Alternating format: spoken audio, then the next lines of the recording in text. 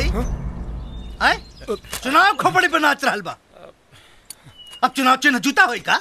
हम वैसे रहनी मंत्री जी। पलटे के चक्कर में विधायक जी पलटा गई नहीं है। हाँ है जी। है ना?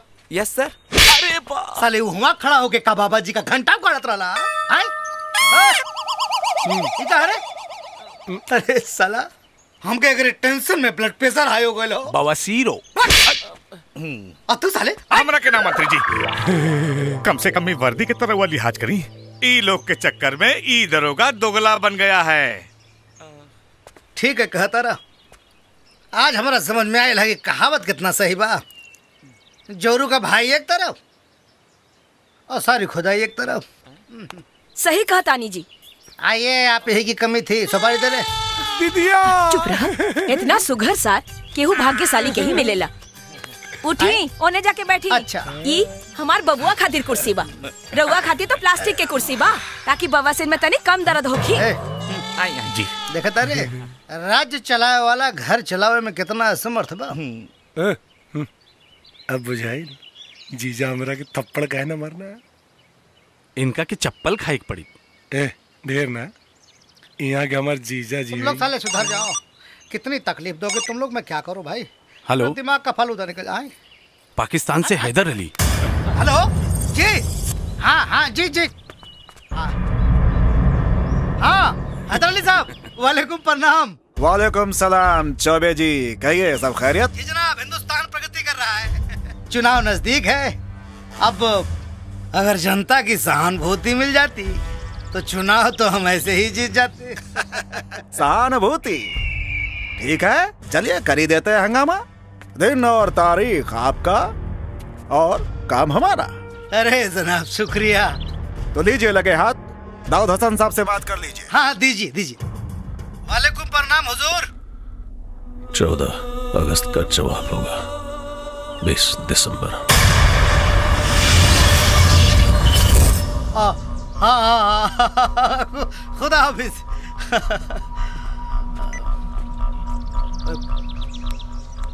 देखला हिंदुस्तान में रह के डीलिंग पाकिस्तान से करी ला। अरे जीजा के कर बाड़ा जुत्ता खाए वाले के दीदिया। कहाँ बोला बता रही। एक बात बताओ तोरा सर पे जूता के रखले रहे? मास्टर दीनानाथ शास्त्री का बेटा कबीर शास्त्री। कबीर शास्त्री तो बेटा कबीर अब की दंगा में पिला जेबा तू।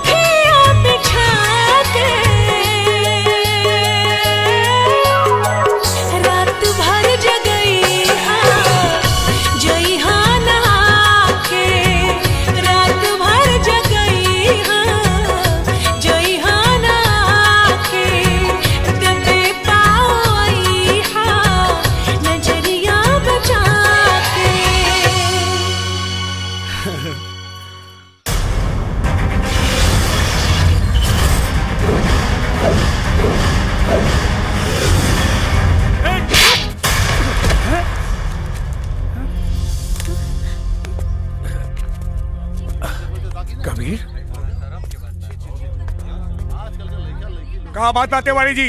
ए शास्त्री जी, अपने एक सड़क उठावल माटी आज हमारा बेटी के मांग के सिंदूर बने का सपना देख रहा बा। स्वीकार कर ला, काहे की कबीर से बड़ा सपना देखे के औकात तोहरा में नहीं खे। ता ठीक बा, बस एक जात बता दा, तोहार औकात हमारा औकात के बराबर हो जाई। बस हम अपना बेहरारू के कारण बेबस वाली, वरना दीनानाथ शास्त्री का औकात रामेश्वर तिवारी से कहीं ऊपर बा।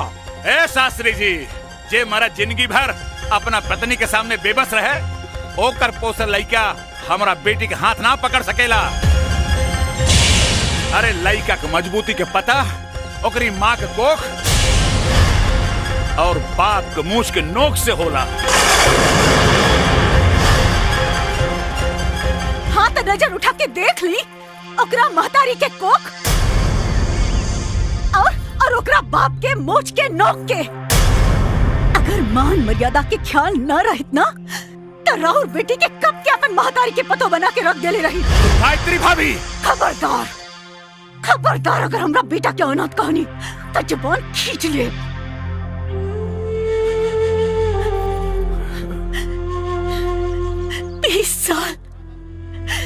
20 साल लग गए हमरा के अपन बेटा पहचाने में।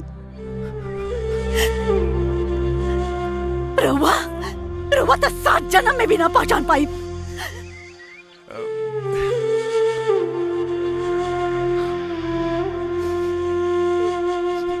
माई, बेटा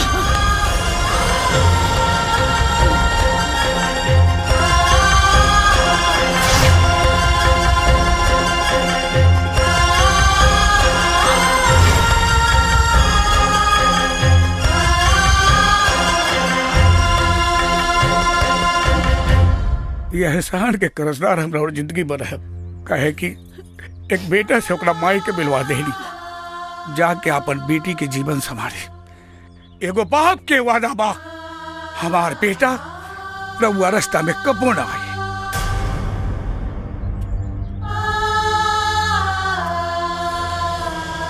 बाबूजी रवा रोवा तानी। रे नारे पगली, इतना खुशी के आंसू बा। ब्याहे के 25 साल बाद पंडित दीनानाथ शास्त्री के परिवार पंडित रामेश्वर तिवारी के वजह से आज पूरा भइल।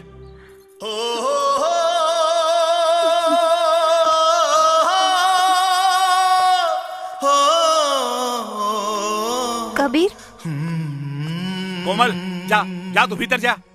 अरे भीतर जा भैया। अब हमने के चलत। हाँ ठीक। प्रणाम।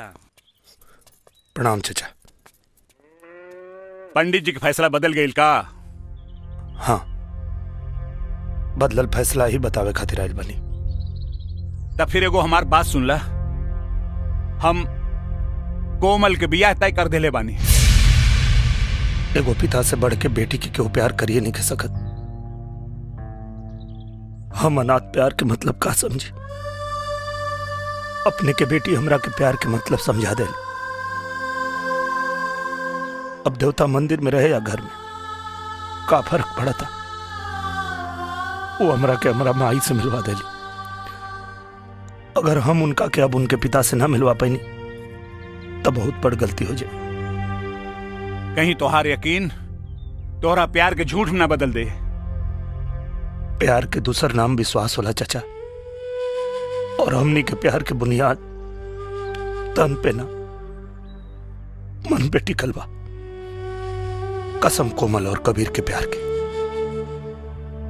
अगर हमनी के जज्बात अपने के फैसला के बीच में आए तो हमनी के प्यार प्यार ना पाप होके। कबीर,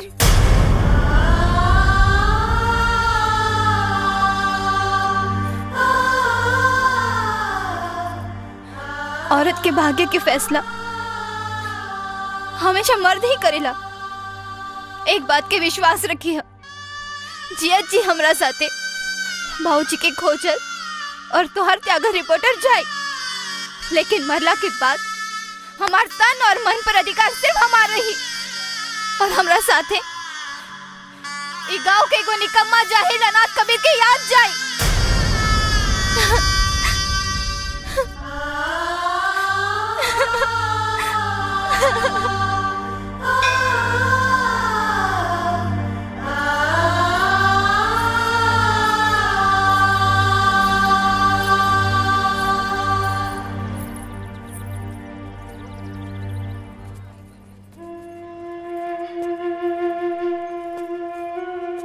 एगो एहसान करी हो, सिंदूरदान के समय हमरा सामने मत रही हो, ना तो जिए ते जी मर जाए।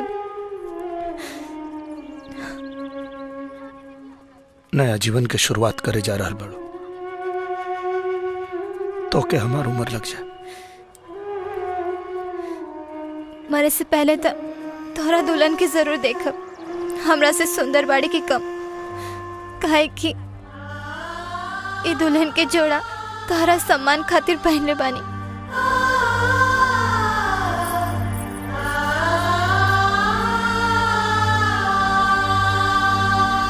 ओम गजाननं भूतगणाधिसेवितं कपित्थजम्बूफलचारुभक्षणं उमासुतं शोकविनाशकारकं नमामि विघ्नेश्वर पाद पंकजं मंगलम बजरंगी।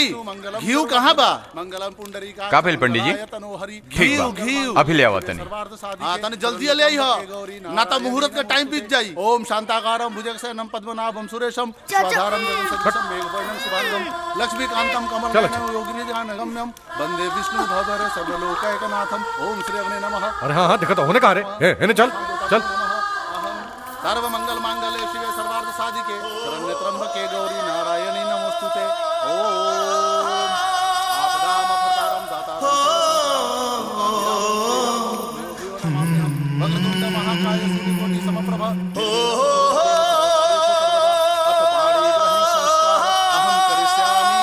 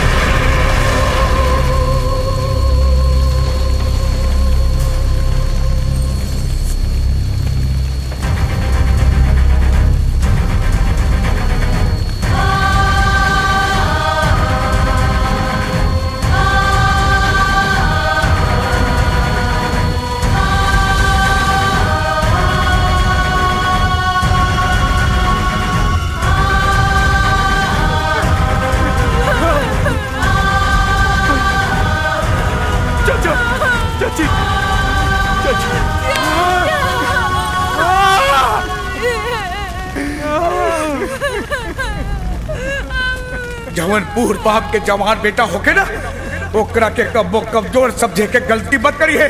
कबीर हमार बेटा, हमार बेटा। 20 साल लग गए हमरा के अपन बेटा पहचानने में। लेना लेना चाचा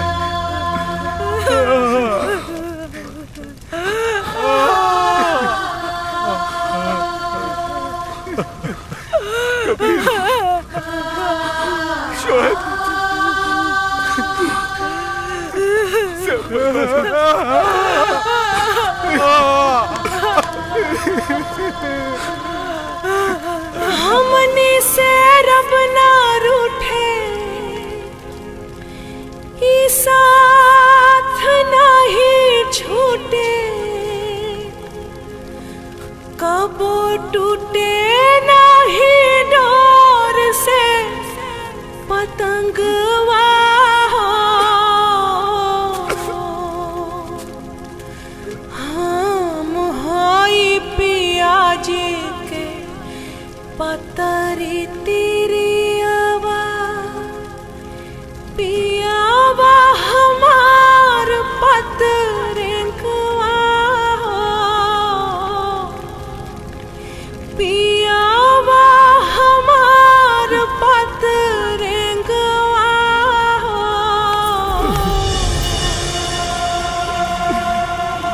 आज पटना के सीरियल ब्लास्ट ने पूरे पटना और यहाँ के सिस्टम को दहला कर रख दिया है। एक के बाद एक पूरे 6 धमाके हुए हैं, जिसमें 2 धमाका गांधी मैदान, 2 पटना जंक्शन, 1 एग्जीबिशन रोड और 1 गायत्री मंदिर में। सबसे ज्यादा जान माल का नुकसान गायत्री मंदिर में हुआ है, जिसमें एक गांव के लगभग सारे लोग मारे जा चुके हैं जो शादी के मौके पर वहां मौजूद थे। मजा आ गेल रहे उस दिन। बहुत मजा। का बात बा? रिपोर्ट लिखावे के बा। 1 मिनट बाद में बात करब। रिपोर्ट केकरा खिलाफ? उ लोग के खिलाफ जे बम मार के हमरे अम्मी और अब्बू के मरले बाड़े। अरे बेटा, वो लोग पाकिस्तानी आतंकवादी बा। वो लोग के सरकार पकड़ी, हमनी के वो लोग के पकड़े के अधिकार नहीं खे।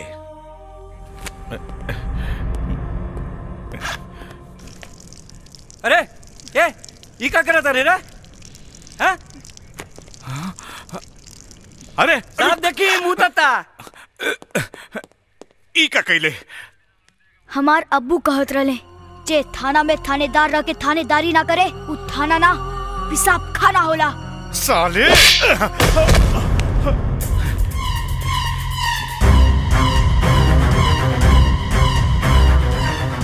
ब्लास्ट के रिपोर्ट चाहिए, वरना तोरा साथ साथ थाना के शमशान बना दे।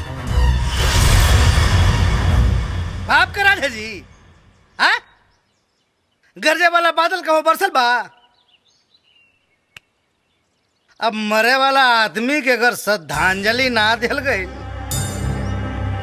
तो जिंदा आदमी के आत्मा के शांति कहाँ मिली? नमस्कार नमस्कार नमस्कार।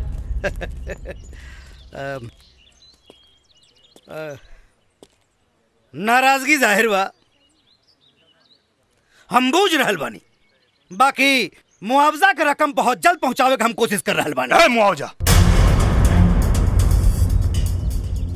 मुआवजा के रकम पहुंचला से मरे वाला वापस आ जाई ना, ये तो हम अच्छी तरह से जानता नहीं। क्या नाम है तुम्हारा? कबीर। तो थाना के फूंक के और दरोगा के मार के मरल आदमी को तू जिंदा कर लेबो? जिंदा ना हो जाए, लेकिन गुनहगार के सजा दिया तो आत्मा के शांति भेटाई। अरे तो आत्मा के शांति लगा करिए अपन जान दी साले गवार। मंत्री जी चुप! एक शब्द ना तो दफा लगा के तना ठोकवाई कि बुढ़ापा जियान हो जाई। कानून बड़ा होला, आदमी ना। अगर मरे वाला के एहसास ना रहित ना तो इतना ठगो होती तोहनी के कि देख नक्शा बिगड़ जाए। पुलिस वाले पे हाथ नहीं बताए, हाथ काट दे। 4 गो वोट का दे देना लोगन, मंत्री मिनिस्टर सांसद विधायक सब तोहनी के जूता के धोला। सकल से बेवकूफ लागत रे, ना तो दहिया की चमनिया नोच लेती। एक बार पता चल जाए बॉम्ब ब्लास्ट में के करात बा, चमड़िया नोचब ना चबा जाए पाकिस्तान। ब्लास्ट करे वाला पाकिस्तान का आतंकवादी है। सुन के खून पानी तो ना हो गई? अरे महाराज, पहले ही तो पता कैला कि अनाथ के देह में खून बहा के खाली पनिया से काम चलाता। खून पानी के पता वो दिन चली जब ब्लास्ट करे वाला के लिया के एजा और अगर ना मर लेना तो फिर अनाथ के साथ साथ नाजायज भी कहीं भी। हाँ, ना तो फिर शहीदे में नाम लिखाई और ना तो फिर नाम दर्ज होई। चला। हाँ मंत्री जी, जीवन और मृत्यु ऊपर वाला के हाथ में होला, लेकिन बम ब्लास्ट कोनो आदमी करे लेवा। ब्लास्ट में मरे वाला एक एक आदमी की कसम खा के कहा था नहीं, ब्लास्ट करे वाला के यही धरती पे लिया के मारे। काहे कि बम के धमाका ही ना चिन्हेला कि मरे वाला हिंदू है कि मुसलमान, और यह बतावे खातिर आ रहल बानी पटना से पाकिस्तान।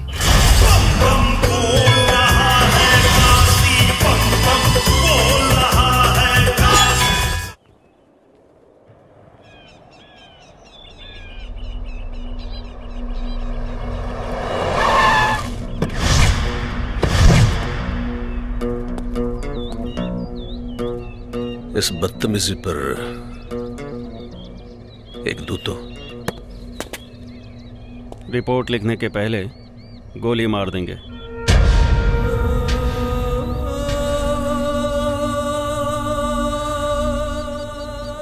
कमबख्त हंसी भी उस वक्त आती है जब हमें किसी पर गुस्सा आता है। गुस्से को दबा के रखिए, गर्मियों का मौसम है, फट जाएगा। वैसे हम तो यहाँ इस बात की इतला करने आए हैं कि आपके नाम की हवा पूरी कराची में है। एक जरा सा तिनका भी बड़ा जख्म दे सकता है। दवा की जरूरत नहीं पड़ेगी, और अगर पड़ी भी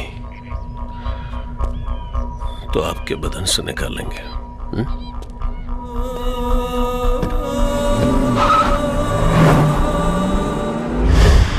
एक सबूत मिल जाए फिर तो ऐसी चोट दूंगा कि उड़ते हुए पत्तों से भी डर लगेगा।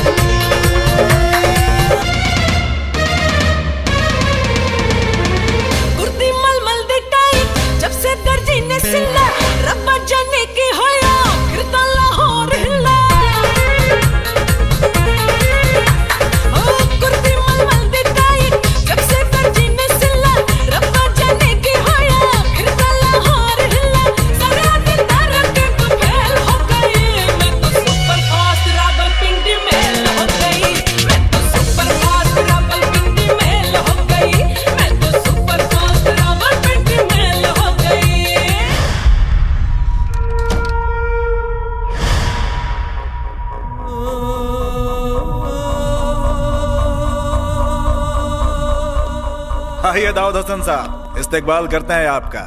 तशरीफ रखिए।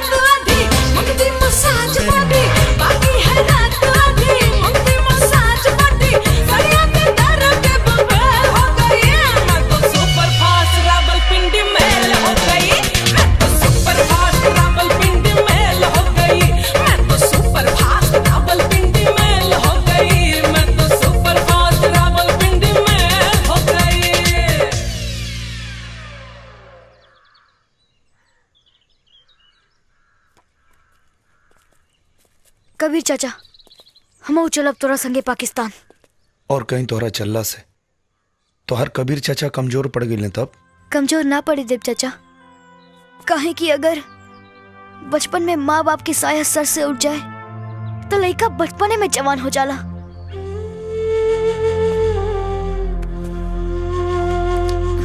हम कुछ न कहब, बस एक बार हमहू पाकिस्तान देखे के चाहता नहीं।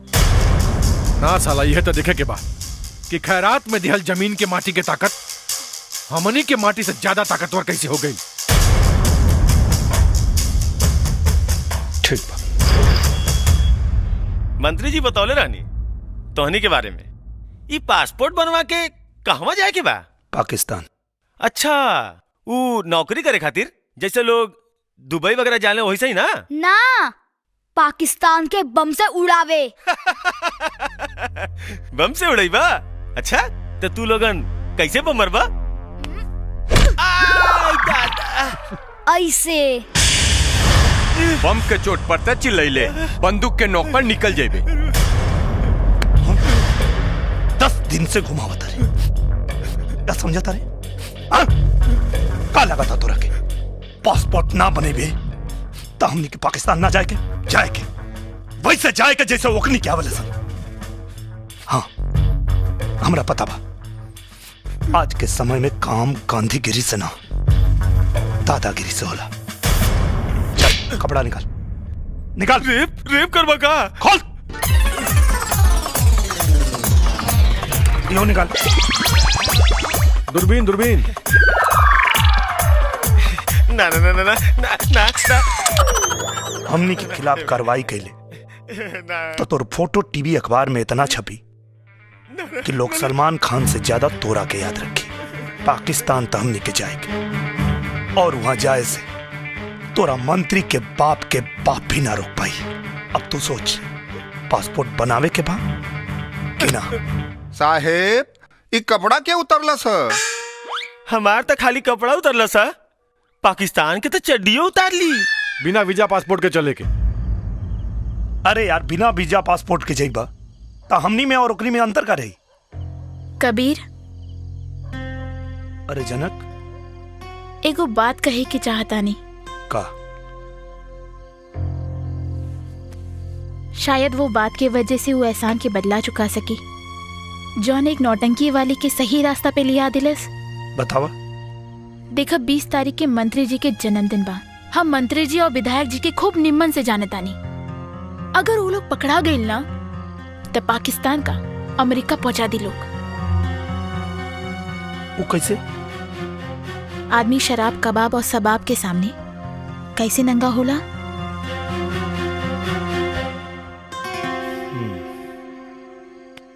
ठीक बा, पहले ही जोखिम हम और शोएब उठावे के।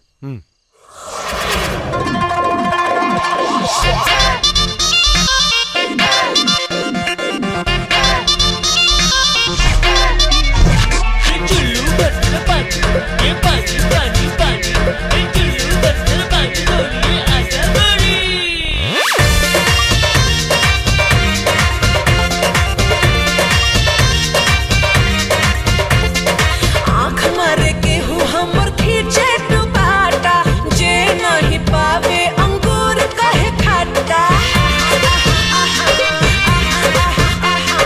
वैसे तहाई रउआ बड़का शिकारी, एक बेरी चोंच तनी हमरो पे मारे। कोहरा में बांधी सरहद के पानी, अरे कोहरा में बांधी सरहद के पानी, खेल दी खेला पठानी में। जे प्यार नहीं, जे प्यार नहीं, जे प्यार नहीं कैलस जवानी में। जवानी में जाके डूब रे चुल्लू भर पानी में। जे प्यार नहीं कैलस जवानी में, जाके डूब मोरे चुल्लू भर पानी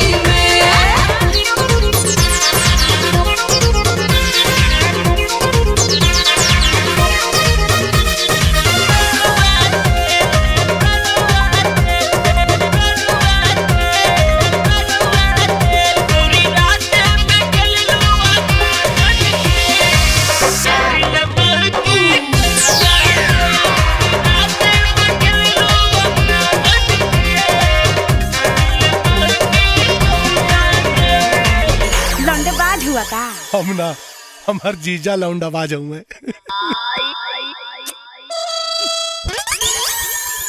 कोना काम में के बाई जवानी जेकर बनल ना कोना कहानी ई उमरिया के फेरा बाइसन एमे होत रहे अक्सर नादानी। अगिया से बोला लपट उठी कैसे अगिया से बोला लपट उठी कैसे जदी परे ना लौना चुल्हानी में लुका छिपी ना लुका छिपी ना लुका छिपी ना खेललस पलानी में जाके डूब चुल्लू भर पानी में जे प्यार नहीं कैलस जवानी में जाके डूब मरे चुल्लू भर पानी में। पानी पानी पानी पानी सा सा गा गा रे रे सा सा नी नी सा सा सा गा गा गा पा पा मा मा गा गा रे रे गा गा गा पानी सा पानी रे रे रे रे रे रे पा सा नी रे बाबा रे रे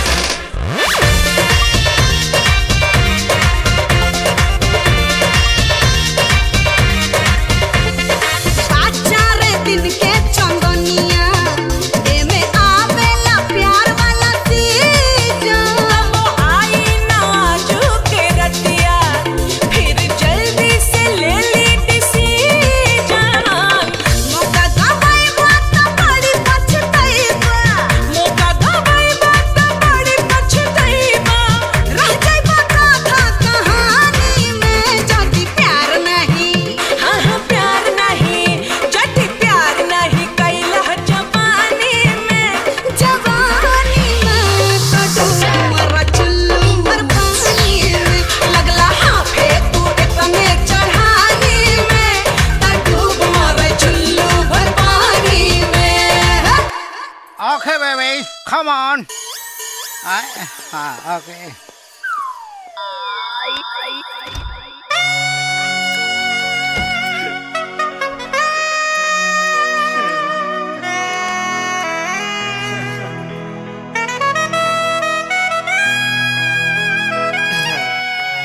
काहे के बोलौनी हो? तो हर बलात्कार करेगा माई पैक बाड़ू की उद्घाटन हो चुकल बा। ओ मंत्री जी के रहते दूसर के उद्घाटन करी। सही, एकदम सही। आई ए ऊ का चमक रहल बारे। फॉरेन से मंगवाइले बानी चमकी ना। अच्छा तब तो भीतरा फरन साबुन लागल है। सुन के देख ली कोना कंट्री के साबुन लगैले बानी। गंधावता माका तरे गंधावता ए करे जा तैया माग लागल रे बर्दाश्त क्यों करे जा। मैं समझ करे जा जल्दी करा हट मुझे सा अब क्यों जान जाई त का कोही जानी का खाक।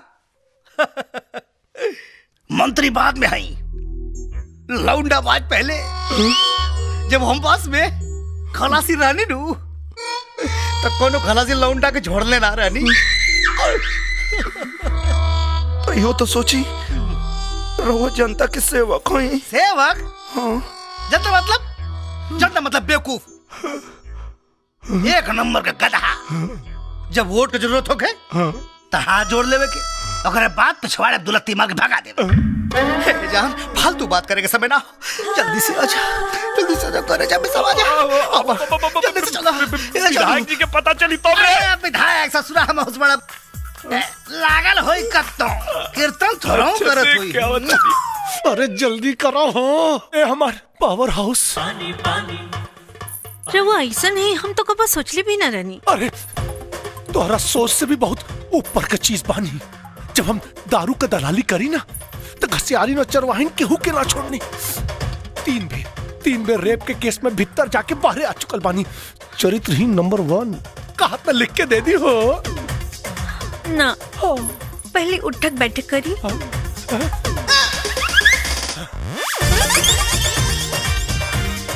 कस की औरी थोड़ा और। अच्छा पहले ही से दहिया गरमाइल रहल है, उठा बैठे कहीं और गरमा गई नहीं एक बेर। अरे इतना काम जनता खातिर कैले होती तो आज विधायक से मंत्री ना बन जाती। मंत्री बनले में वो मजा नहीं खे जवन तोरा के पकड़ने में बा। जनता की रउआ के बारे में मालूम पड़ी तो का सोची? सोचेगी जनता अगर इतना होशियार रही तो हमारे जैसा के विधायक नानू बनाई लोग। बातचीत छोड़ा, अब बर्दाश्त नहीं क्यों, जल्दी से आजा आजा ना।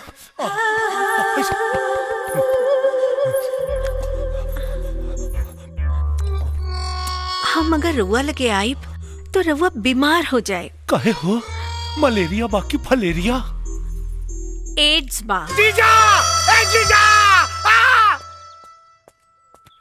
कुछ छपल? इतना छपल बाकी नेताजी के और मंत्री जी के लंगोट जल के राख हो जाई। ले जाके दे आओ। ये कहा भैया? वो लोग के कर्म कुंडली है। आए कहा पहलवान जी, ये हाफ टिकट लगे कहाँ घूमता रहा? संग्रामपुर पंचायत से रोवा लोग के कर्म कुंडली आइल बा। कर्म कुंडली? हैली सीढ़ी देख ली।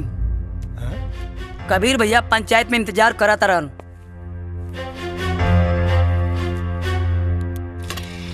लगा जल्दी से सर। देखी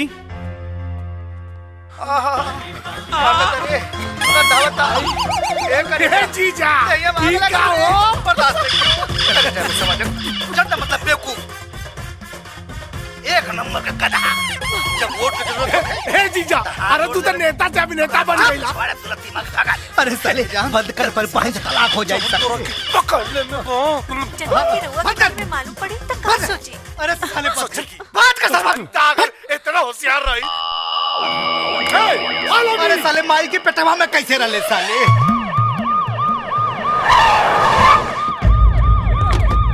साइड साइड। हाँ आई आई सर। हाँ साइड। चप्पल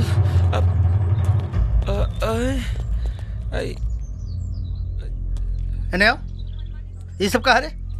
जीजा जी पब्लिक का मिजाज ठीक नहीं खिलाकर चुपचाप निकल चले। जूता चप्पल से डरा गए। जिंदगी भर विधायक रहा सारे को हम मंत्री ना बन पाई। जियो शेर।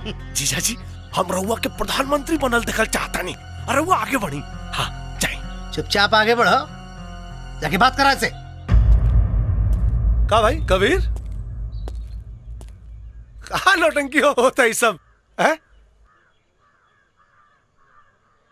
यही जगह बतीबा के अंदर चल के बताई। भीतर ठीक रही। चला आवा। अब भीतर कहाँ लेके जाता है? हाँ विधायक के सामने बैठल बाड़े।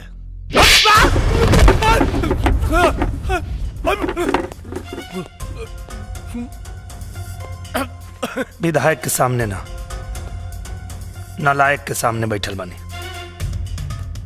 वो सबूत के साथ। समझ में आई? हाँ? अब सब समझ में आ गए। अब सही आदमी भैया सही काम नु करी। हाँ? सही सोच ले होगा। जीजा जी के भेज रहा पानी।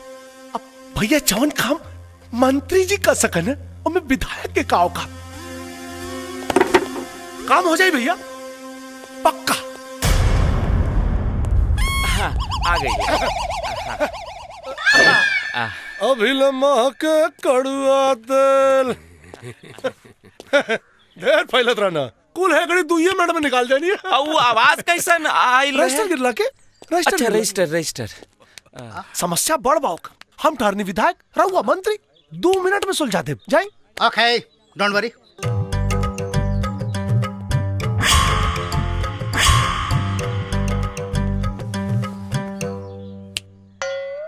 मंत्री के सामने बैठा है, डर नहीं लग रहा है? कुत्ता कटला के इंजेक्शन बाजार में मिलेला। कुत्ता किसको बोला है जी? तोरा के। शेर बोल। शेर तुम्हारा लिहाज कर रहे हैं, नहीं तो नटाई में दोनों उंगली डाल के ऐसे उल्टा लटका देते। वापस कर, वापस कर। सर हाँ का भाई लगा था फिर रजिस्टर गिरल। कतना रजिस्टर बा अंदर हो? बॉम्ब ब्लास्ट में केकर हाथ रहे? बम ब्लास्ट हमरा का पता का भाई सर काहे रोता नहीं? अपना खातिर ना जीजा खातिर रोवता नहीं। वो पाकिस्तान में अलहायदा नाम की एक संस्था है जो वो वाली फ्रंट पार्टी से जुड़ा हुआ है यार पाकिस्तान में। संगठन चलावे वाला के नाम? अब लीजिए मैं यहाँ हिंदुस्तान में रहता हूँ यार, पाकिस्तान के बारे में सफलता के मंत्री को बोल रहा है। अरे बाप, अरे उठी सर, अरे अरे का भाई सर? अरे लगा था आज हमारी बहन विधवा हो जाए रहता था। ओ, मैं पाकिस्तान के दौरे पर गया था तो वहाँ कुछ लोगों से मेरी छोटी मोटी फ्रेंडशिप हो गई थी और तब से लेके आज तक वो फ्रेंडशिप चल रही है। चल रही है ना? इतना लोग के ये क्या है? वीजा पासपोर्ट आवे जाए और वहाँ रहे खातिर व्यवस्था। आए है ये पहलवानमा को ले जाके क्या करोगे भाई वहाँ पे? तोहरा साथे गइल रहे ना पाकिस्तान? हाँ पहलवान लागा था तोरा के क्यों आपन याद करा था। हाँ वार्तालाप करने का ऐसा तरीका पहली बार देखा है भाई साहब। नमस्कार। ऐसा गद्दारन के हाथ में देश बा। शुक्ला जी। जी सर। आप वीजा और पासपोर्ट रेडी करवाइए। यस सर। और अनहनन सारन के ना पाकिस्तान बाई रोड भेजे के हो। यस सर। हाँ और हाँ हैदर अली को फोन लगाओ। यस सर। है और पहलवानों को वीजा पासपोर्ट बनवाता था। हमार का हिला बाद में बताएंगे। हाँ हेलो हेलो मंत्री जी बात। हाँ हाँ हाँ जी। सलाम जनाब। अरे वालेकुम प्रणाम। और बताइए सब खैरियत? हाँ मजे में मजे में। इन धमाकों से कुछ चुनावी फायदे नजर आए?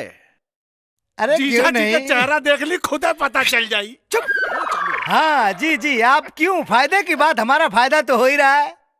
हम तो आपके फायदे के बारे में सोच रहे हैं। क्यों मजाक कर रहे हैं जनाब? पहला मिशन जिसने फेल किया है उसे हम आपके हवाले करने की सोच रहे हैं। जी तो चाहता है क्या कि जुबान चूम लूं। हम गुड़ से भरा हुआ ट्रक आपके यहाँ भेजेंगे। इधर का कागज हम तैयार कर लेंगे, उधर का आप कर लीजिएगा। लेकिन ले जाने वाला लौट कर वापस नहीं आना चाहिए जनाब। भेजिए। खुदा हाफिज। खुदा हाफिज। दाऊद हसन साहब। अस्सलाम वालेकुम। अदर साहब सब खैरियत में? सब खैरियत जनाब। लाजवाब खबर लाया हूँ। शहनाज की सगाई की तारीख बताने आए हैं।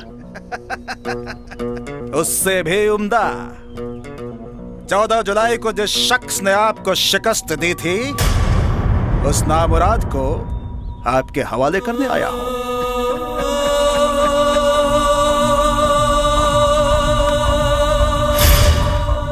खुदा की कसम हैदर साहब,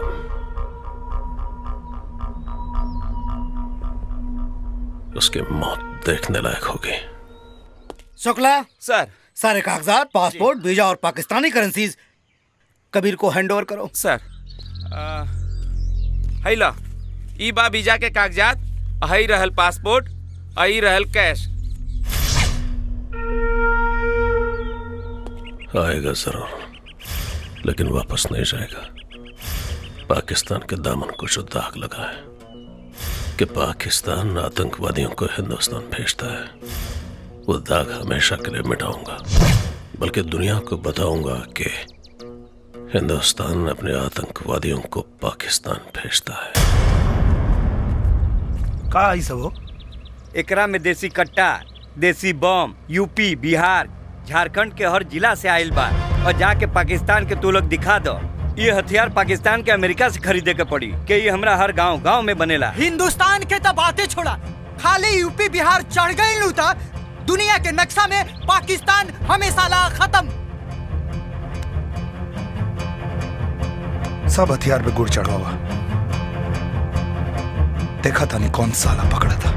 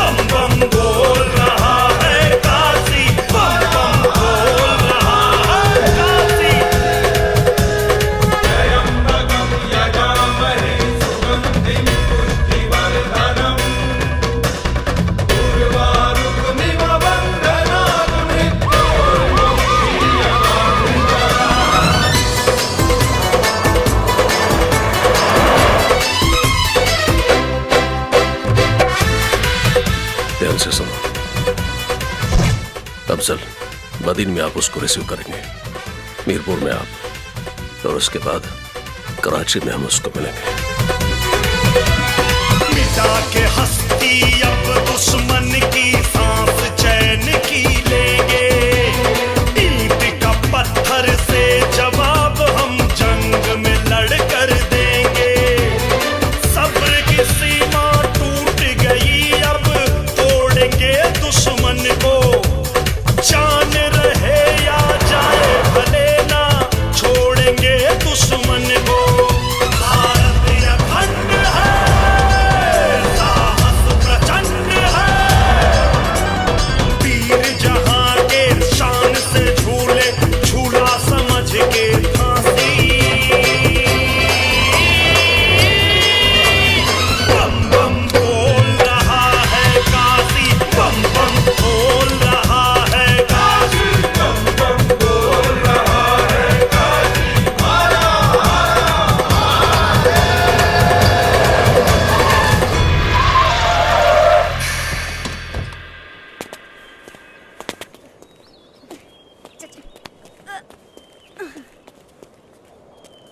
तुम सब में कबीर कौन है?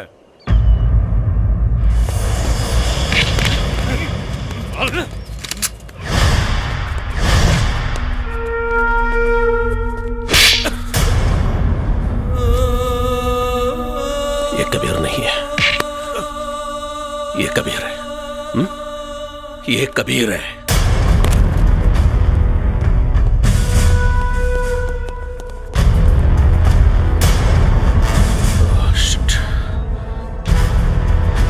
जाओ उस कुत्ते को पकड़ो।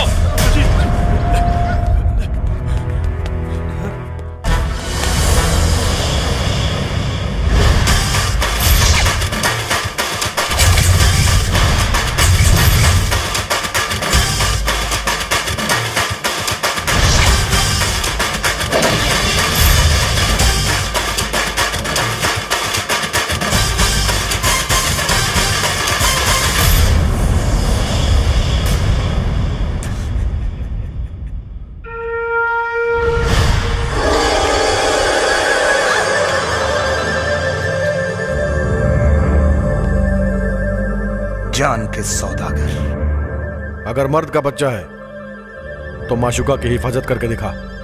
सिर्फ पाकिस्तान का नहीं, तेरे घर के कोने कोने का पता लेकर आए हैं। मेरे शहनाज को औरत को छोड़ दो, अगर मर्द है मुझसे हाथ मिलाकर देख। हाथ मिलाने नहीं, तुझसे लात मिलाने आए हैं। चाहूं तो तुझे यही ठोक दूं, लेकिन मेरे भारत माता की जमीन तेरे खून की प्यासी है। तुझे ले जाकर उस जमीन पे ऐसी मौत मारूंगा कि तेरे मौत के खौफ से दहशतगर्द पैदा होना बंद कर देंगे। बाहर जो ट्रक खड़ा है उसमें गुड़ नहीं, हथियार है। अब सोच, हथियार मंगाने की क्या सजा होगी। हम हिंदुस्तानी पैजामा सिलने से पहले मूतने की जगह बनाते हैं। और अब तुझे मुताएंगे। चल बेटा।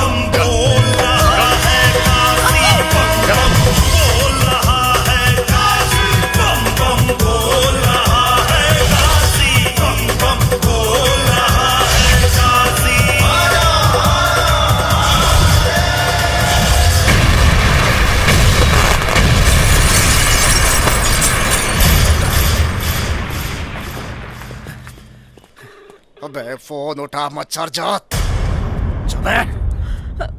हमारी शहनाज को कुछ नहीं होना चाहिए। अरे बेगम साहिबा, आप बेफिक्र रहिए, शहनाज को कुछ नहीं होगा। हम उसके अब्बू है ना, कुछ नहीं होगा उसे। हम आपकी सियासत पर अपनी बेटी की कुर्बानी नहीं देंगे। सर, पाकिस्तान से phone sir. Hello, I am Choubey from Hindustan. अबे चौबे फ्रॉम हिंदुस्तान, तुमने ट्रक पे हथियार भेज दिया? अरे हम तो यहाँ से गुड़ ही भेजे थे। अब पाकिस्तान की धरती में वो गुड़ अगर हथियार बन गया तो मैं क्या कर सकता हूँ। तुम्हें तो दौड़ा दौड़ा के मारूंगा। पिछवाड़े में बम नहीं बांध दिया तो नाम बदल देना। ऐ, धमकी नहीं। धमकी? हेलो, हमारे यहाँ 10 मरता है तो एक मुखिया पैदा होता है। हमारे यहाँ 100 मुखिया मरता है तो एक विधायक पैदा होता है। ली। और अब आप खुद सोचिए कि कितने मादर डॉट डॉट मरे होंगे तब मैं एक मंत्री पैदा हुआ हूँ। सबको दौड़ा दौड़ा के ये लुधियाना से लेकर लाहौर तक नहीं भगाया ना, तो मेरा नाम भी हैदर अली नहीं। इस रूट की सभी लाइनें व्यस्त हैं। कृपया जब तक मामला सॉल्व ना हो जाए तब तक फोन ना करें। टीटी पूपा पू टिन टिन टिटों। का भाई ले जीजा, कौनो प्रॉब्लम बा का? हाँ, पाकिस्तान के पिछवाड़ा फाट गई हो, तू सीए जाइबा।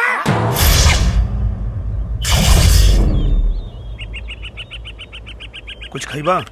ना कबीर चाचा, अब इनकर का करे के बा? तोरा से बियाह करावे के बा। हमरा के पागल बुझले बाड़ा? इनकर चुम्मा लेवे खातिर हमरा के सीढ़ी लगावे के पड़ी।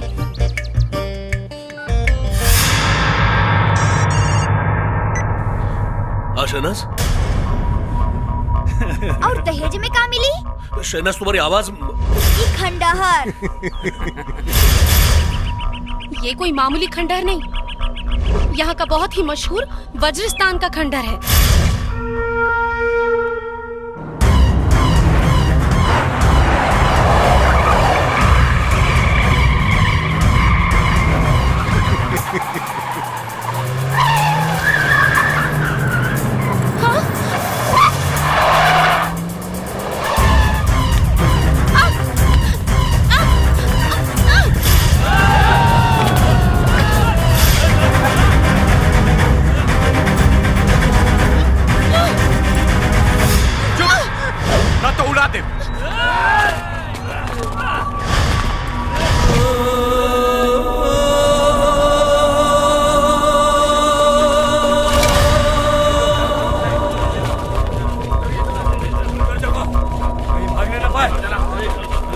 हमरा लागत है सबका राम नाम सत्य ऐजे हुई।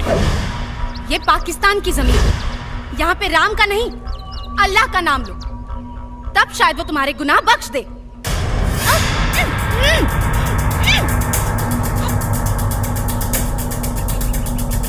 शोएब, बिना बॉल के सिक्सर मारे के पड़ी। इंशाल्लाह।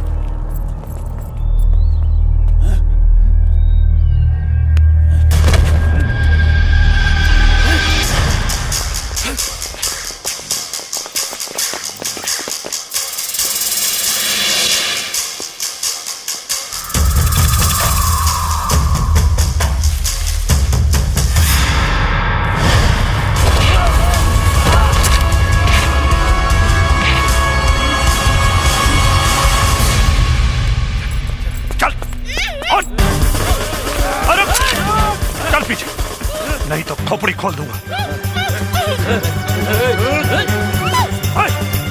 चल पीछे चल।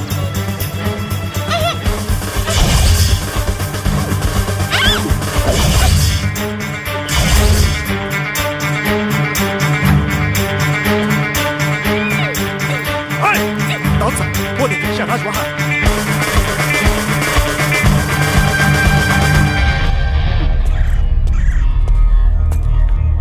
बचा लीजिए उसे।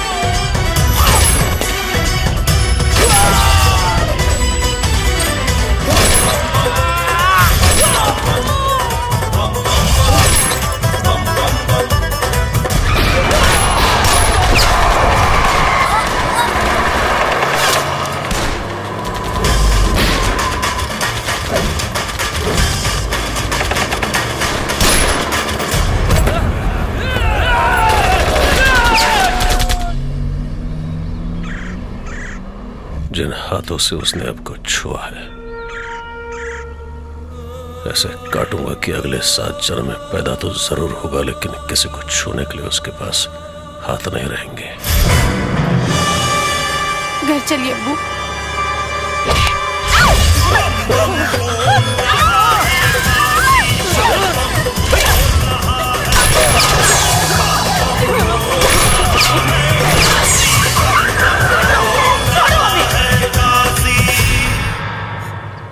ऊपर वाला भी उसी का साथ देता है जो रमजान में राम और दिवाली में अली को देखता है।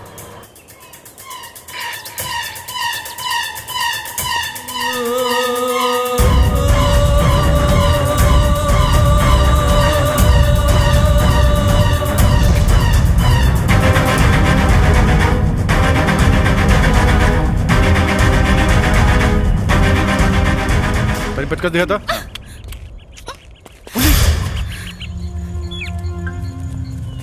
पुलिस बा पुलिस। इनकी माँ का हमनी की पुलिस से कुछ लेवे देवे के नहीं के। हमनी के टारगेट के होर बार। चलो यहाँ से चला। चलो तू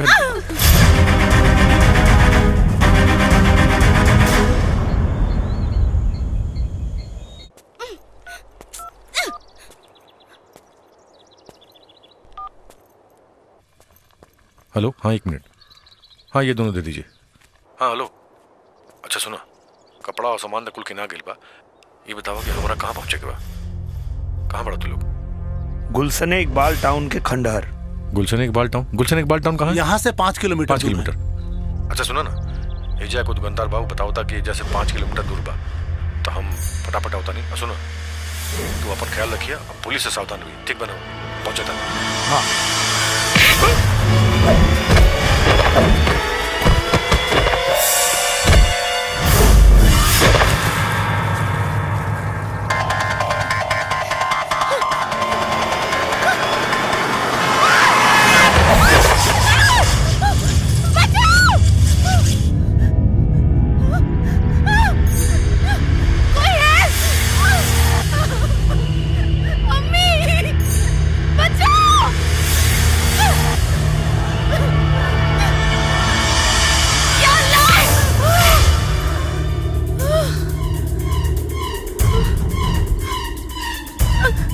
छोड़ दूं अभी?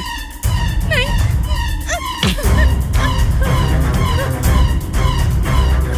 प्लीज प्लीज हमें बचा लो, हम मरना नहीं चाहते।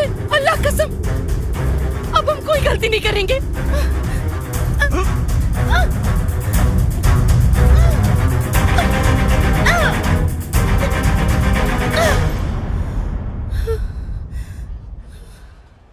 अब समझ में आया जिंदगी और मौत के बीच में क्या फर्क है?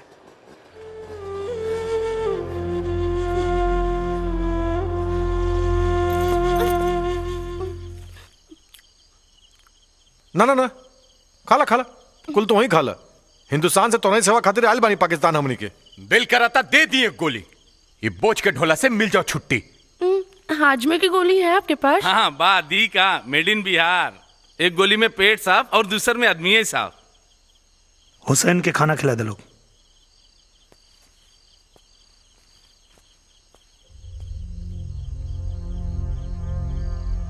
कबीर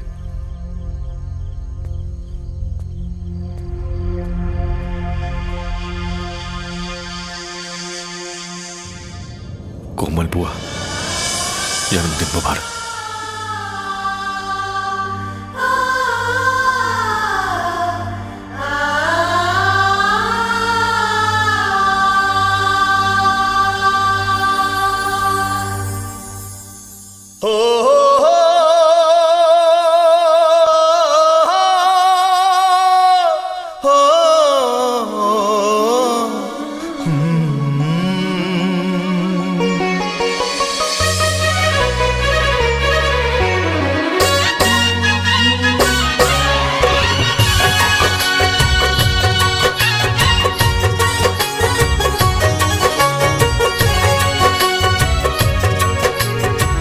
दबे पावैहा नजरिया बचा के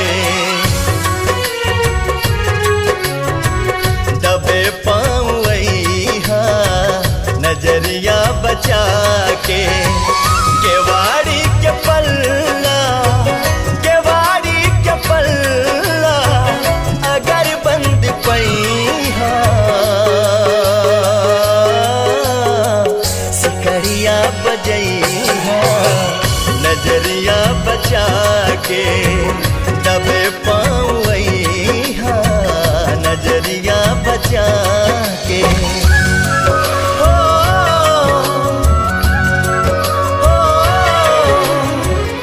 बस साथ जिए के वादा कर, तो हर चरण की धूल मांग के सिंदूर बना ले।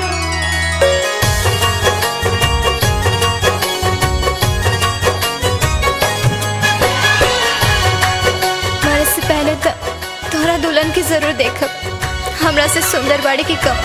चढ़ जाए रात जब झांकी चंदनिया झुर झुर झुर की पुरबा सिहरी बदनिया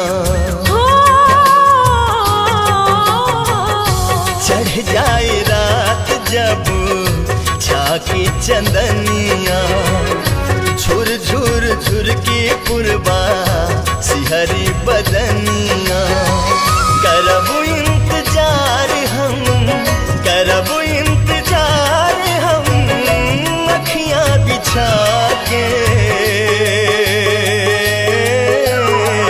रात भर जगई है जइहा नया के रात भर जगई है जइहा नया के रात भर जगई है जइहा नया के।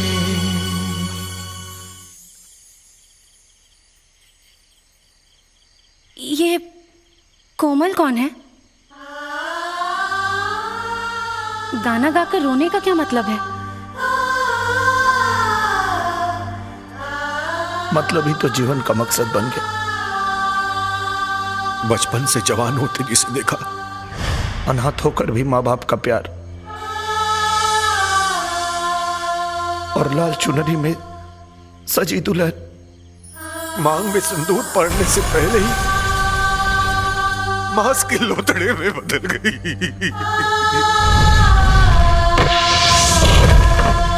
उसी का नाम था कोमल। लेकिन ये सब किसने किया? आपके अब्बू हैदर अली ने और आपके मंगेतर दाऊद हसन ने। नहीं नहीं, ये झूठ है। एक मिनट, आपके कहने से झूठ नहीं हो जाएगा। कागज में लिखे हुए सबूत दस्तावेजों की तरह होते हैं जो सच कहते हैं, झूठ बयां नहीं करते।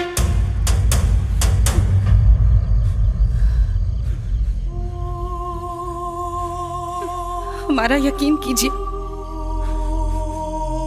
अगर आप लोग सच कह रहे हैं तो हम आप लोगों के साथ हैं। माँ बाप के संस्कार बच्चों के चेहरे पे नहीं, उनके रगों में होते हैं। हमारी तहजीब की पहचान हमारे अब्बू से नहीं,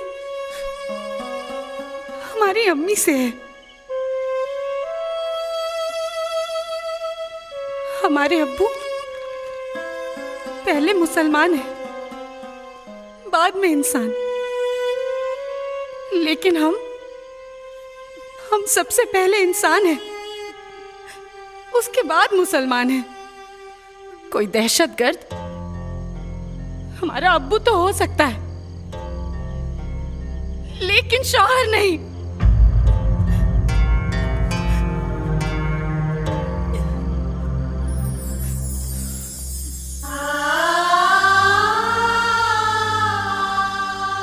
हमारे यहां औरत को देवी का दर्जा दिया जाता है।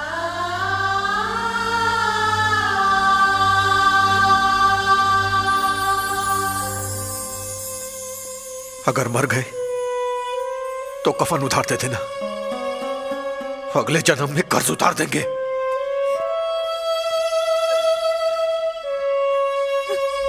हमारा फैसला बदल गया तो अब उस दिन बदलना जिस दिन हैदर अली और दाऊद हसन से मजबूत हाथों में मिल जाए।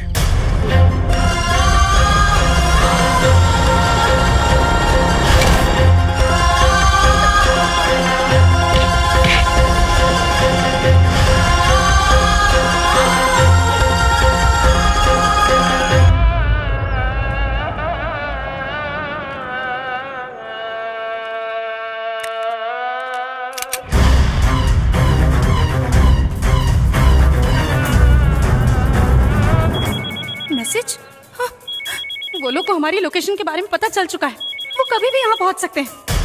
बजरंगी, हाँ शोएब के लेके आवा, अगला लोकेशन फोन पे बताओ तने। चल ठीक बा।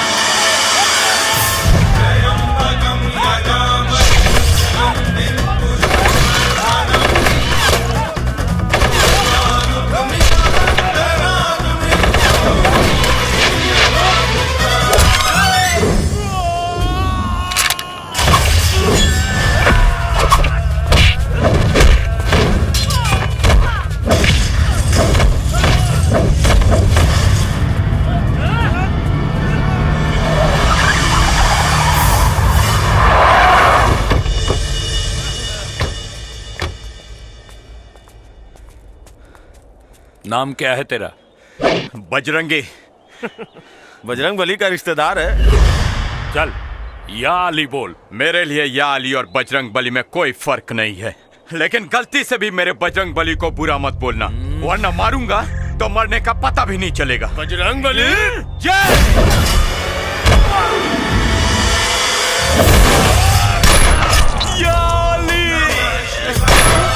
जय बजरंग बली।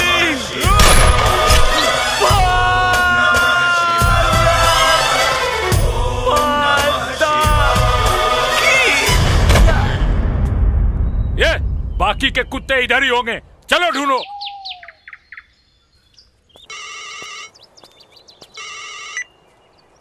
हाँ शोएब। हाँ हम बस पहुंचे।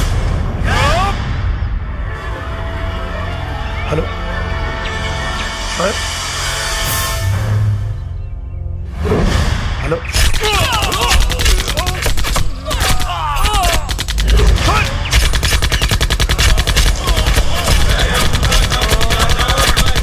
बजरंगी, बजरंगी।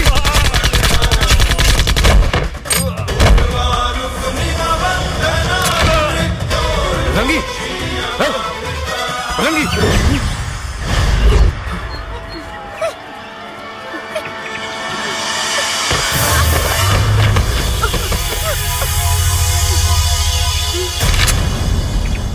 कौन कहता है हिंदू और मुसलमान में लड़ाई होगी? ये हवा भी कमबख्त किसी पाकिस्तानी ने उड़ाई होगी। जान मत छोड़िए रे, जान मत छोड़िए रे।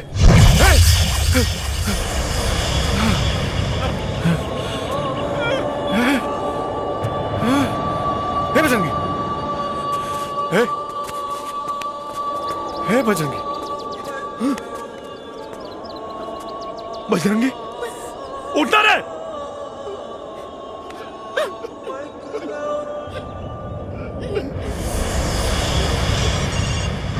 कल पाकिस्तानी अखबार पढ़ लेना, पढ़ने के बाद आंख और दिल दोनों अपनी जगह बदल देंगे। तुम्हारे भेजे हुए कुत्तों की लाशें कल पाकिस्तानी अखबार के फ्रंट पेज पर होगी। साले साहब चल के गांव वालों के बता देवे ये क्रांतिकारी के क्रांति खत्म। फॉलो मी सर। आइए आइए सर। हाँ हाँ सर। हाँ कहा मुखिया और सरपंच और गांव वाला सारा लोग सुन ला, कल अखबार का फ्रंट पेज पढ़ लिया सब। हिंदुस्तान से आए हुए आतंकवादी पाकिस्तान की जमीन पर ढेर। नाम कबीर दीनानाथ शास्त्री, शोएब खान, हुसैन खान, बजरंगी पंडित। यस। अब फटाफट सीढ़ी वापस कर दे लोग, कहाँ से मसीहा टाटा फेस लोड़ा की गए। हे मंत्री, ई हिंदुस्तान के माटी है, माटी कम बारूद ज्यादा होला। ई जब फटी ना तब पाकिस्तान के नामो निशान मिटा दे। ज्यादा बोलेगा साले। साला मसिया मरेला ना, मार के आवाला बुझे रे मंत्री। बंद है साला लोग के।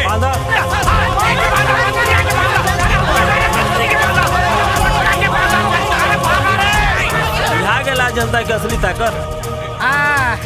सब अब सारे तो लोगों के मर ध्वंस विध्वंस हो जाई। मंत्री मुखिया जी, हमर कबीर आ शोएब न जाने पाकिस्तान में कौन हालत में हुई लोग। सरपंच चाचा, ये हमार मन के विश्वास कहता कि वो लोग जरूर लौट के आई, काहे से कि बाबा विश्वनाथ की नगरी की माटी पाकिस्तान के चांद पर अगर गलती से भी पड़ जाए ना, तो ओकर दामन से हमेशा से दाग निकाल दी।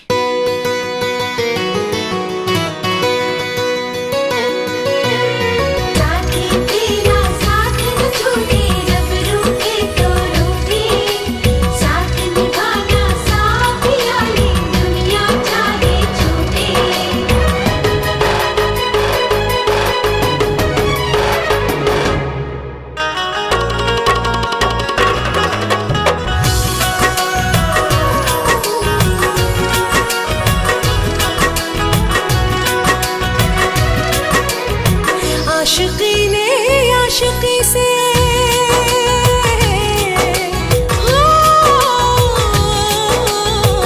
आशिकी ने आशिकी से बांधे से धागे, ख्वाब सारे भागे हैं धड़कनों से आगे हो, ख्वाब सारे भागे हैं धड़कनों से आगे।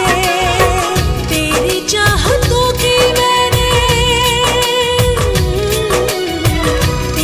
चाहतों की मैंने बांधे ऐसे धागे, ख्वाब सारे भागे हैं धड़कनों से आगे हो, ख्वाब सारे भागे हैं धड़कनों से आगे।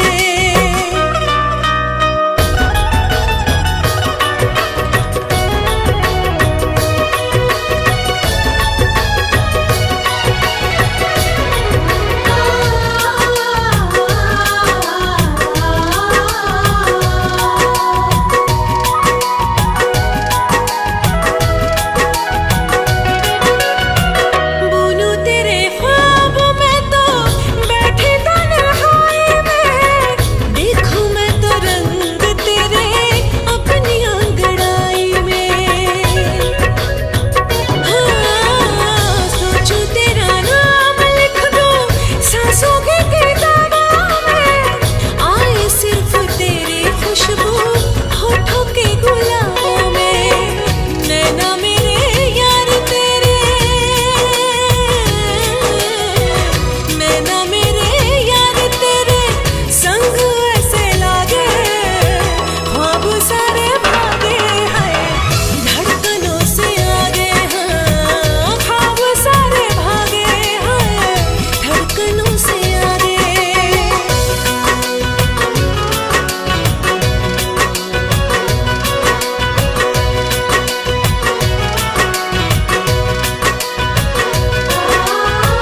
करूं सुबह शाम अब तो बंदगी में तेरी, दूजा कोई और ना हो जिंदगी में मेरी। बाहों में है तेरी अब तो जन्नत भी सारी, तुझे पाके तोड़ी मैंने मन्नतें भी सारी। रहना मेरे साथ तेरे, रहना मेरे साथ तेरे वास्ते ही जागे, ख्वाब सारे भागे हैं धड़कनों से आगे हो, ख्वाब सारे भागे हैं धड़कनों से आगे। ला ला ला ला ला ला ला, धड़कनों से आगे।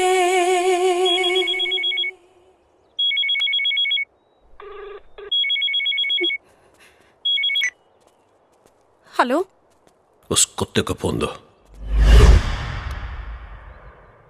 अपनी सांस पकड़ के रखना,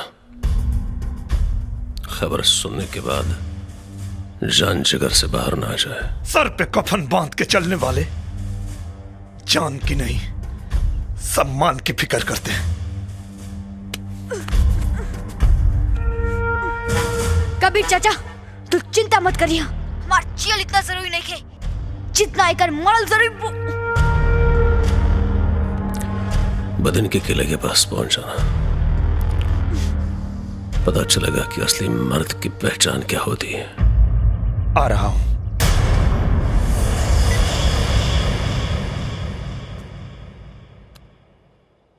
क्षमा तो नहीं मांगूंगा, क्योंकि प्यार और जंग में सब कुछ जायज होता है। शायद आप न होती तो दाऊद को यहां तक नहीं ला पाते। अब देखते हैं तकदीर जीत की माला किसे पहनाती है। आपने इतना साथ दिया, बहुत शुक्रिया। आप जा सकती हैं।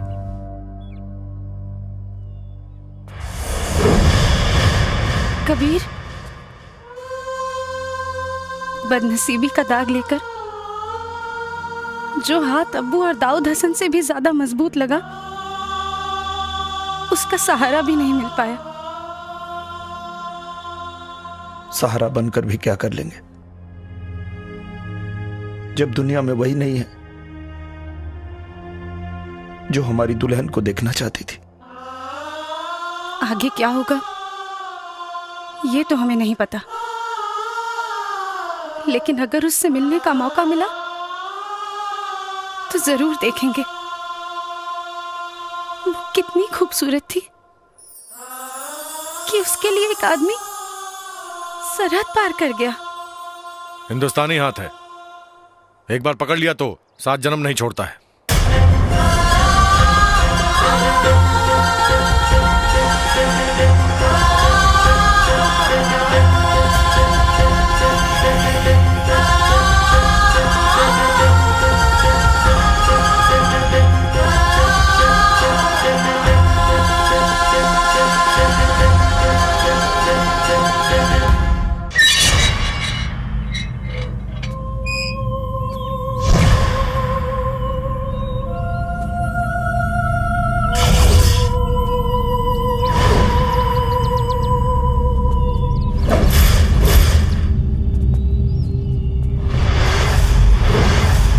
औरत को मोहरा बनाकर मर्द होने का फक्र करता है।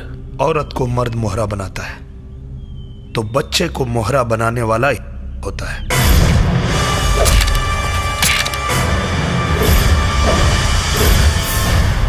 ठहरिए हसन साहब, मौत के सौदागर कभी किसी मुल्क की सियासत के बादशाह नहीं बन सकते। शहनाज! अल्लाह के वास्ते कुछ मत कहिए अब्बू। आपकी असलियत जानने के बाद हमारा भ्रम टूट चुका है कि हमारे अब्बू एक नेक इंसान है। आप तो एक दहशतगर्द हैं। ये ज़बान तेरी नहीं, इस काफिर की है। शहनाज, इसके बदन का खून आपके पैर का महावर बनेगा। फिर लगा दीजिए आप अपनी पूरी ताकत इन्हें मारने में, और हम अपनी पूरी ताकत लगाएंगे इनकी जान बचाने में। मुराद लड़के,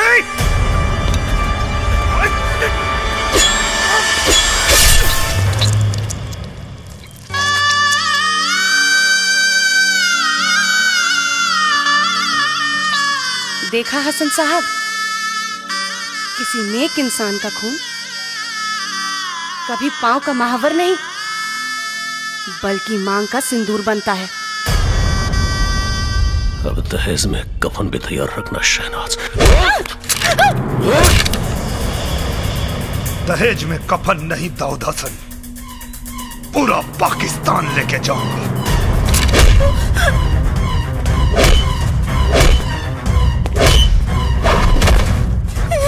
साले, बहुत दौड़ा है तूने मुझे।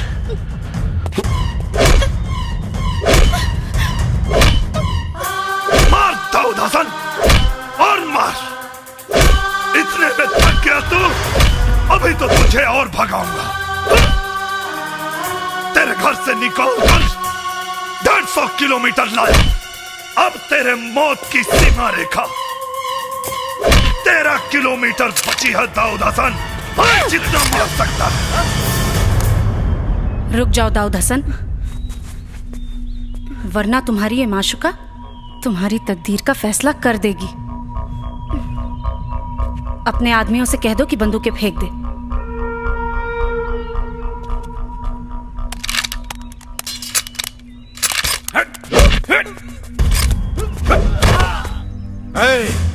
दाऊद हसन, इसने तेरी माशुका को उठा के दुल्हन बना लिया। सोच तुझे क्या बनाएगा। और तू हैदर अली, ऊपर वाले का शुक्रिया अदा कर, क्योंकि तूने तो अपनी बेटी के लिए चुना था, लेकिन बेटी ने मर्द चुना है। शहनाज की शादी का लड्डू अगर पाकिस्तान नहीं भेजा तो मैं अपने हिंदुस्तान का बेटा नहीं।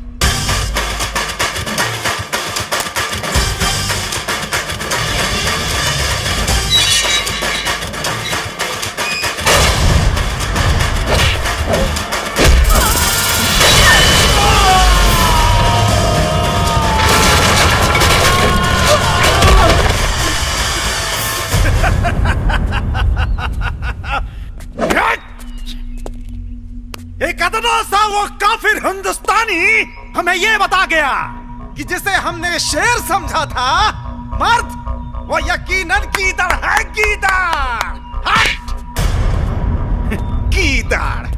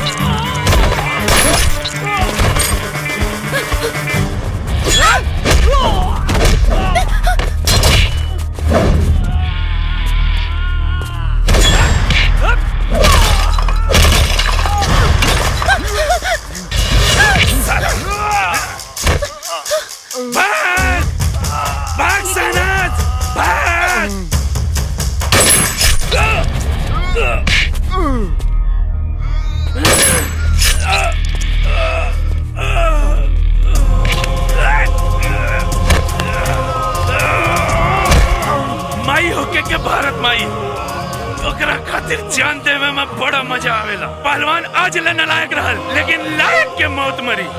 वो अकेले ना, दुगो के लेके।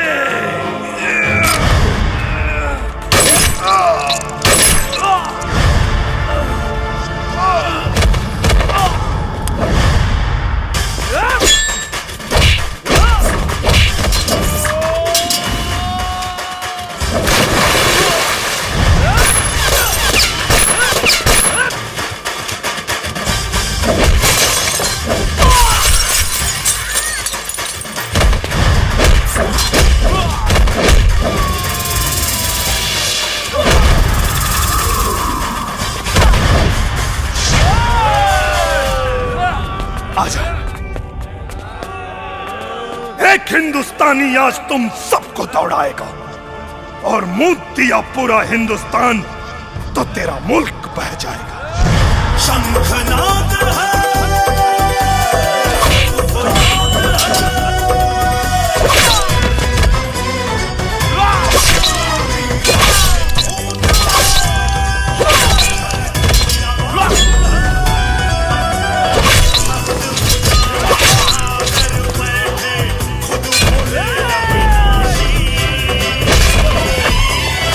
कबीर!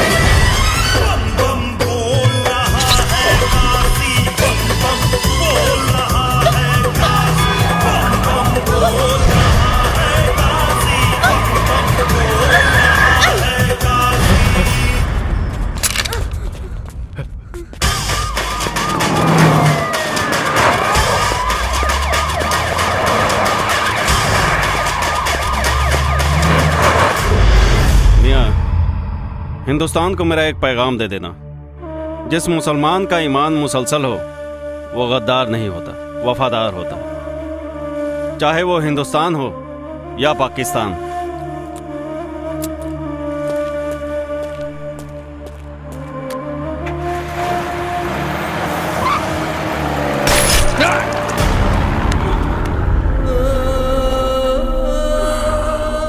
कुत्ता साला, मुझे मालूम था वतन के साथ तू गद्दारी करेगा। तुम्हारे भी ताबूत में कील ठोक दी है हमने।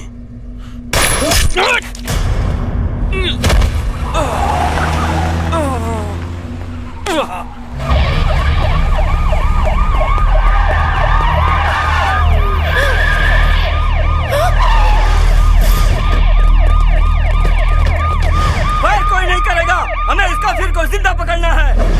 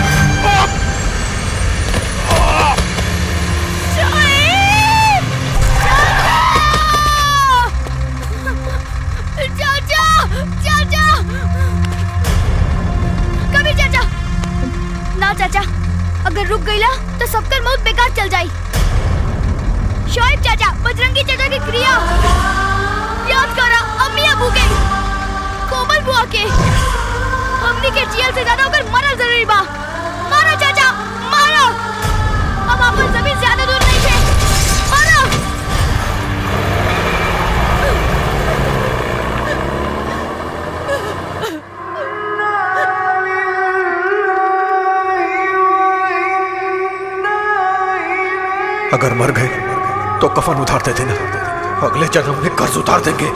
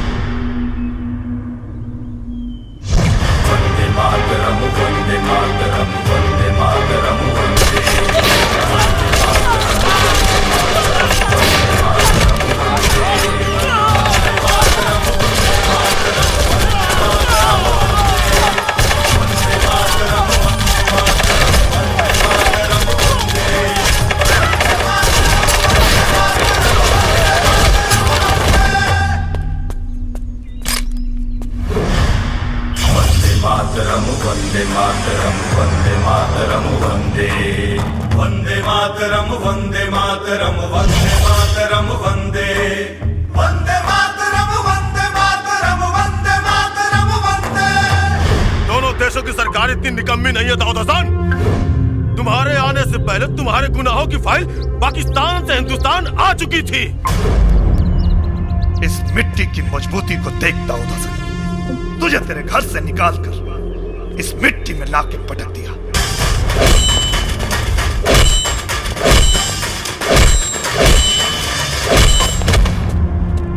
इन कदमों को देख दाऊद हसन, तुझे पता चलेगा कि बेटे की जगह हमेशा बाप के पैरों में होती है।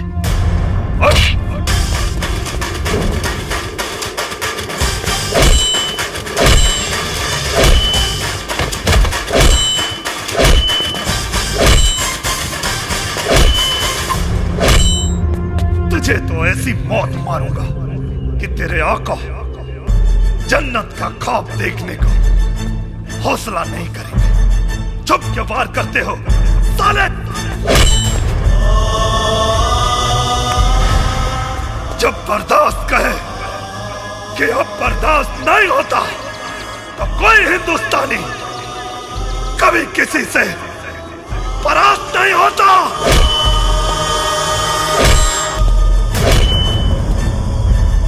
अब की जंग छिड़ी तो चेहरे का खोल बदल देंगे। इतिहास की क्या औकात है, पूरा भूगोल बदल देंगे। लाहौर से गुजरेगी गंगा, इस्लामाबाद की छाती पे फहराएगा तिरंगा। रावलपिंडी से कराची तक सब कुछ गर्क हो जाएगा। सदियों सदियों तक तेरे जैसा शैतान नहीं होगा। कश्मीर तो होगा लेकिन पाकिस्तान नहीं होगा।